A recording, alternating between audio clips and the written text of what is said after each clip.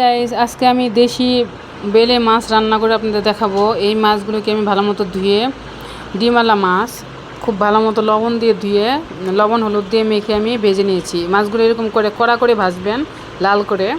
মাছের যে আলাদা একটা গন্ধ আছে সেটা দূর হয়ে যায়। এইভাবে করে সবগুলো মাছ আমি ভেজে তুলে রাখছি। এখন আমি বেগুন দিয়ে এটা রান্না করব।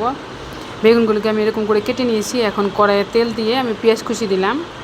পেঁয়াজটা একটু ব্রাউন কালার চলে আসলে, হালকা হালকা একটু বাদামি কালার চলে আসলে আমি একটু পানি দিয়ে মশলা দিব, হলুদ মরিচি করে দিব, এক্সট্রা আর কিছুই দিব না।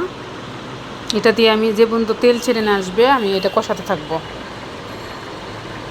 এই কষানোর উপরে রান্নাটা গাইস নির্ভর করে। আমার প্রত্যেকটা ভিডিওতে অবশ্যই আপনারা খেয়াল করছেন আমি অনেকক্ষণ এটারে মশলাটাকে কষাই। তারপরে একটা সময় বেগুনটা আমি দিয়ে দিলাম, লবণটা দিয়ে দিলাম। তারপরে একটু নিচে যদি মনে করেন একটু লেগে যায়, হালকা একটু পানি দিবেন। তারপরে এরকম করে করে কিছুক্ষণ ভাজার পরে ফাইনালি আমরা 5-7 মিনিট পরে পানিটা দিয়ে দিলাম। যখন বলক চলে আসবে তখন বেলে মাছটা দিলাম।